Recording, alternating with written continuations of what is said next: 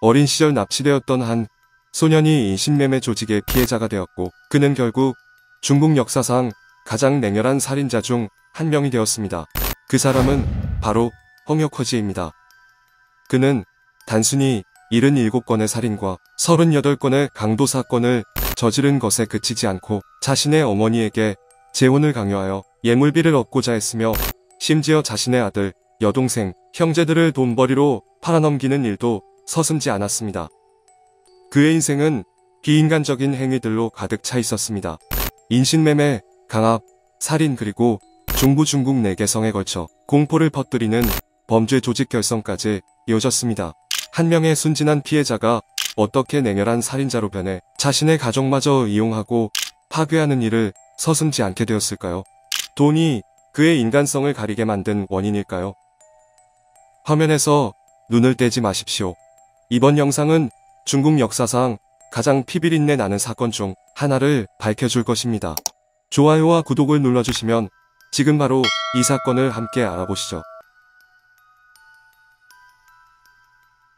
1998년 3월 8일 허난성 링바오시 공안 지부는 위링 마을의 작은 잡화점 주인 줄라오제의 집에서 대담한 강도 사건이 발생했다는 신고를 받았습니다. 사건은 새벽 2시쯤에 발생하였습니다. 경찰이 현장에 도착했을 때 그들은 끔찍한 광경을 목격하였습니다.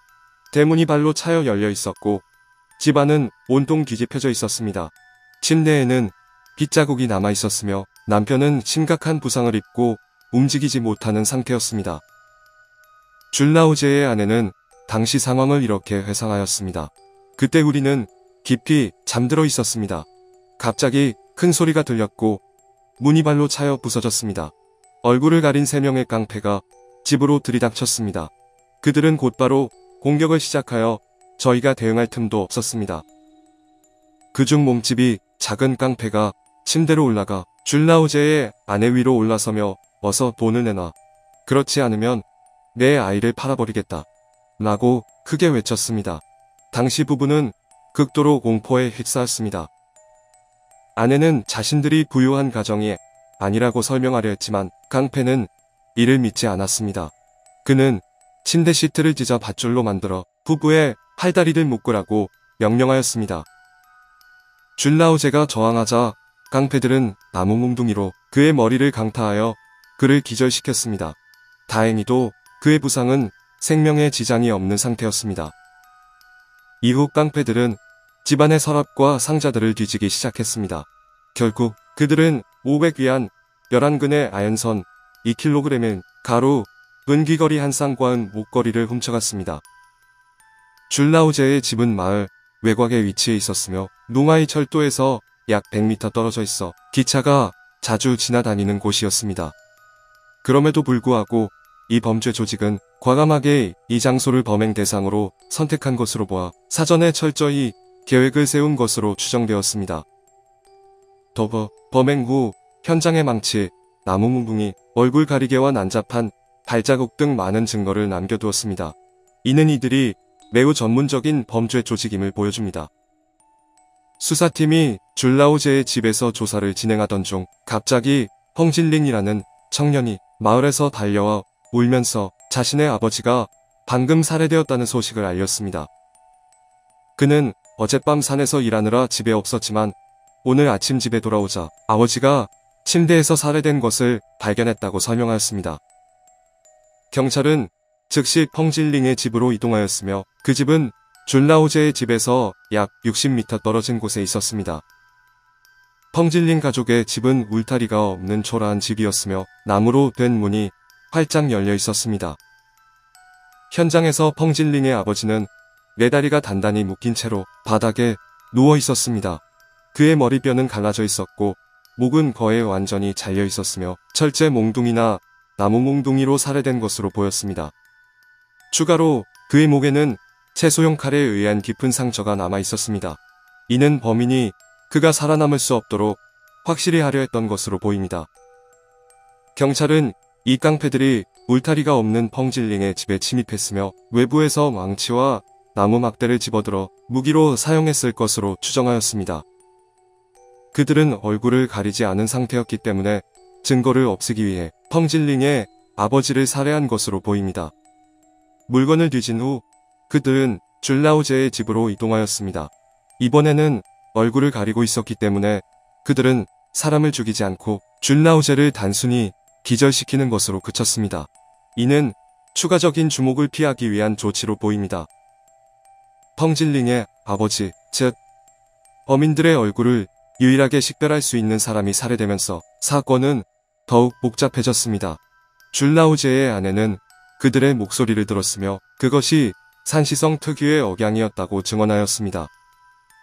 이 사건이 발생한 위링 마을은 중국의 경제개혁 이후 금광, 채굴로 유명한 지역이었습니다. 수십만 명의 이주 노동자들이 이곳으로 몰려왔으며 대부분은 신분증도 없이 있었습니다. 이는 지역 법질서의 심각한 붕괴와 혼란을 초래하였습니다. 이러한 혼란 속에서 경찰은 용의자들의 신원과 관계를 파악하는 데 큰 어려움을 겪었습니다. 이 깡패들은 혼란스러운 상황을 이용하여 자신들의 범죄를 실행하며 명확한 흔적을 남기지 않았던 것으로 보입니다.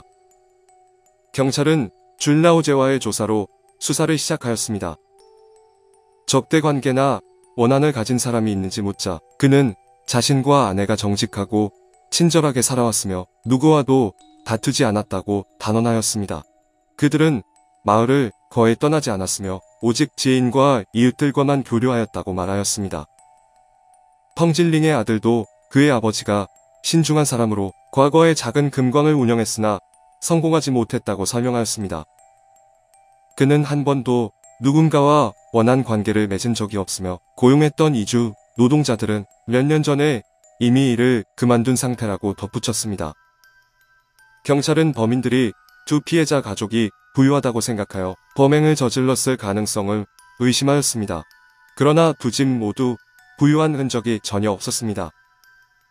줄라우제의 집은 작은 잡화점일 뿐이었으며 펑질링의 집은 매우 가난하여 울타리조차 없었습니다.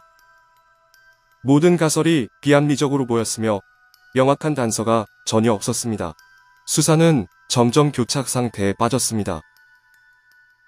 1998년 3월 31일 새벽 2시경 위링 마을에서 또 다른 살인 사건이 발생하였습니다.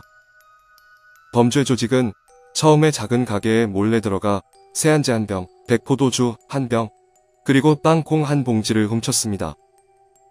이후 그들은 같은 마을의 또 다른 집에 침입하였습니다. 그들은 망치로 문을 부수고 안으로 들어가 부부를 잔인하게 공격하였습니다. 그리고 망치를 사용하여 두 사람을 살해하였습니다. 그 후 그들은 집안의 서랍을 뒤지다가 곡식통에서 20위안을 발견하였습니다.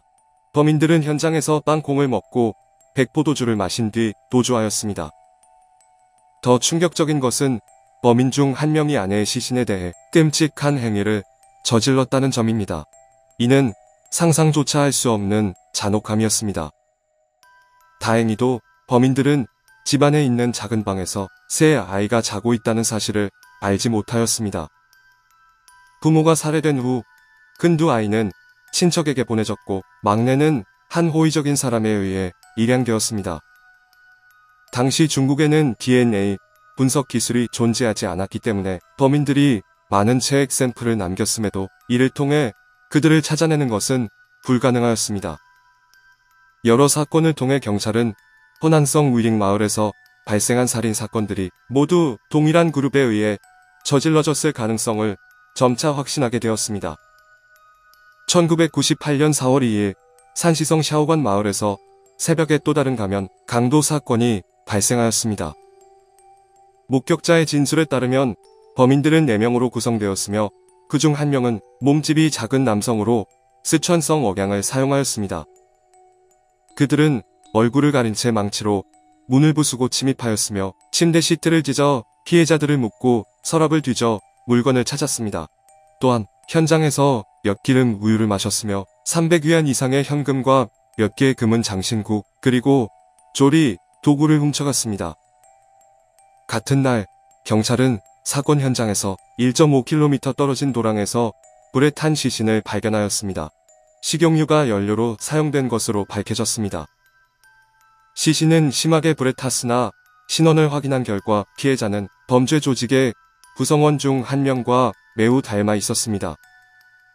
경찰은 피해자가 음식 나눔 문제로 동료들과 다툼을 벌인 끝에 살해되었을 가능성이 높다고 분석하였습니다. 1998년 7월 20일 산시성 샤오관 마을에서 또 다른 끔찍한 사건이 발생하였습니다. 장전 가족 8명이 살해되었습니다. 사건 현장에서는 범인들이 도주하는 과정에서 남긴 2장의 얼굴 가리개가 발견되었습니다. 초기 조사 결과 장전 부부는 묶인 뒤 잔인하게 살해되었으며 함께 있던 2 노인과 어린아이들 역시 목숨을 잃었습니다. 1살 조금 넘은 아기도 부엌칼에 의해 살해되었습니다. 이러한 사건의 세부 사항은 허난성에서 발생한 사건들과 매우 흡사하여 경찰은 동일한 범죄 조직의 소행일 가능성이 있다고 판단하였습니다. 허난성 경찰은 산시성 경찰과 협력하여 조사를 진행하기 위해 산시성으로 인력을 보냈습니다. 1998년 7월 23일 위링 마을에서 또 다른 사건이 발생하였습니다. 이번에는 쉬아이 양 가족이 새벽 4시에 공격을 받았습니다. 쉬아이 양의 아버지는 아들의 교대 근무를 대신하기 위해 재련소로 향하였다가 집으로 돌아오는 길에 뒤에서 막대기로 공격을 받아 기절하였습니다. 그가 깨어났을 때 아들은 이미 재련소에서 살해된 상태였습니다.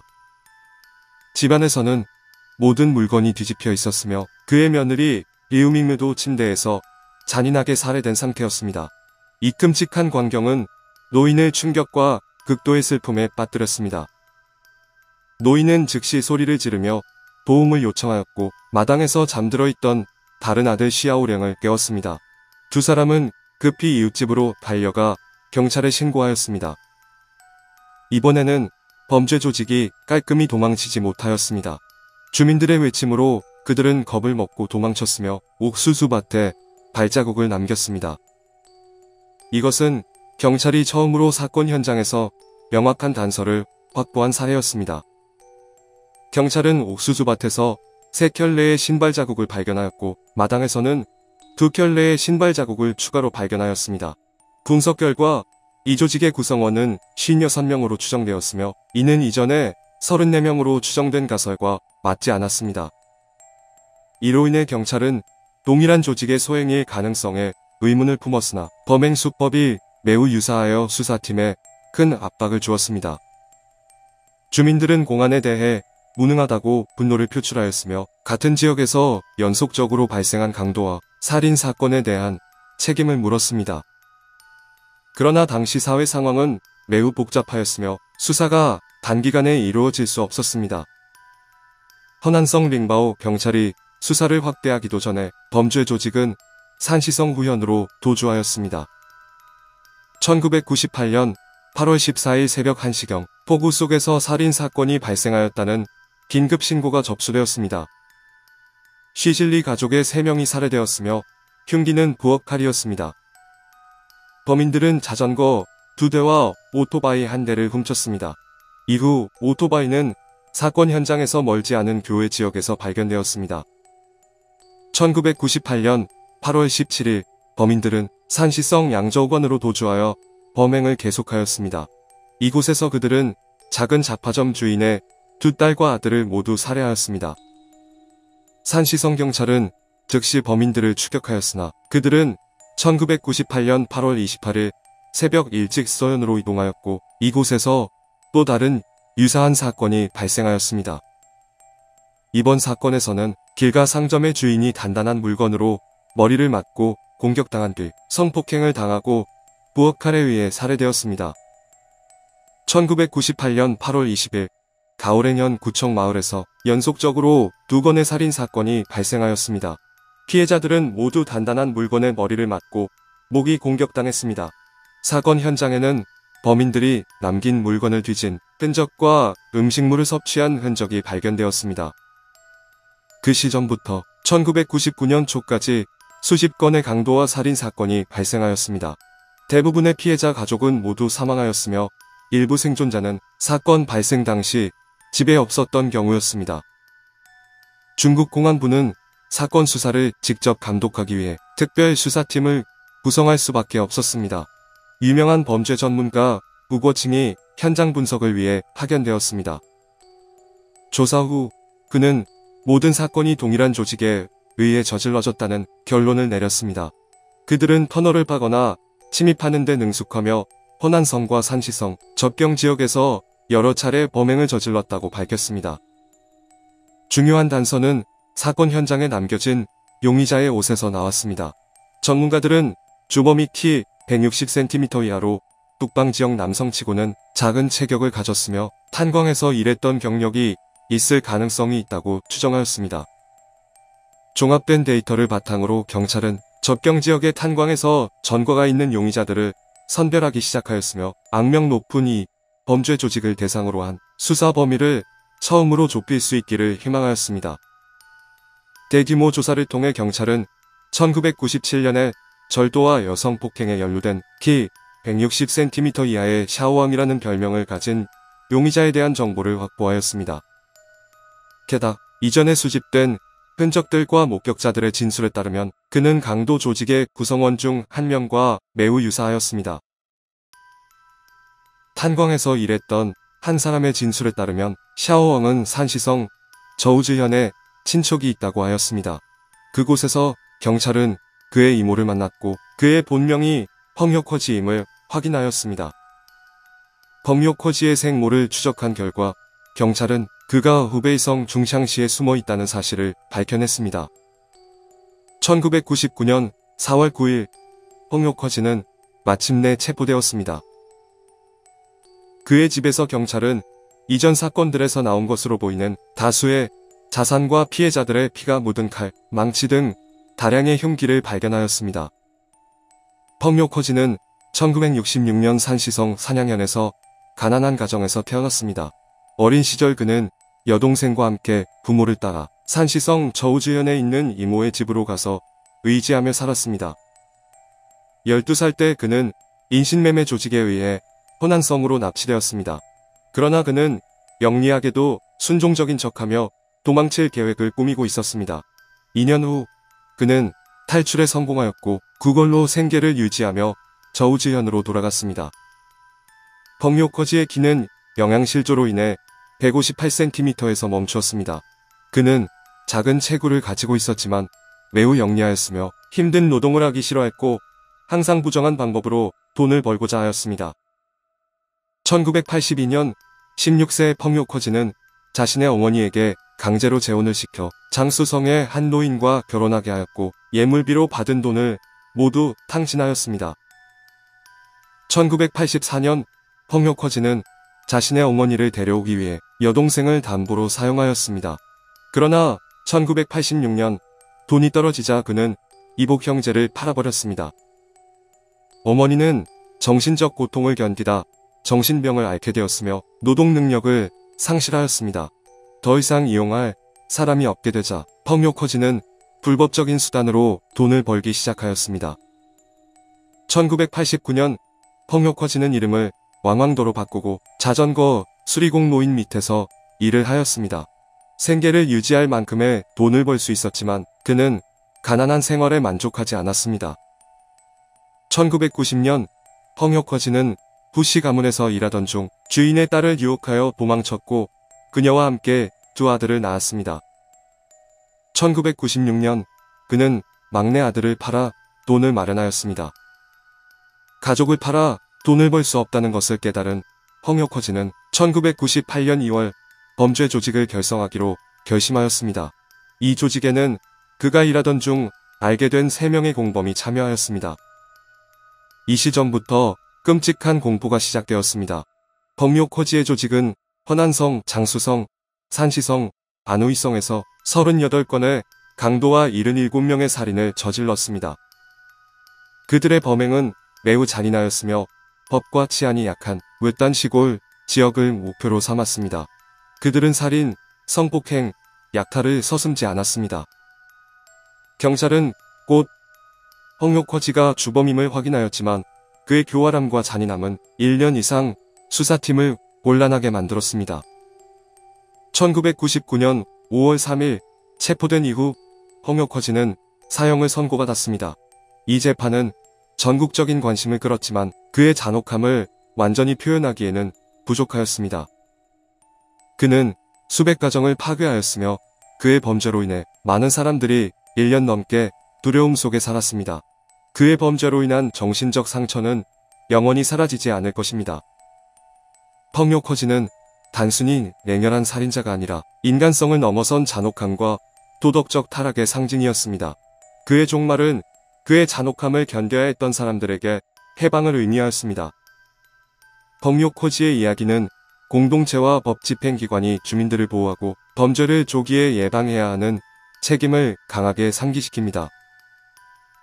하지만 분노와 고통 속에서도 이 사건은 정의의 힘을 보여주는 증거이기도 합니다. 중국 경찰의 끊임없는 노력은 이 끔찍한 범죄 연쇄를 종결지었습니다. 영상은 여기까지입니다. 시청해주셔서 감사합니다. 좋아요를 눌러주시고 채널을 구독하시며 알림 벨을 켜 다음 이야기도 놓치지 마시기 바랍니다.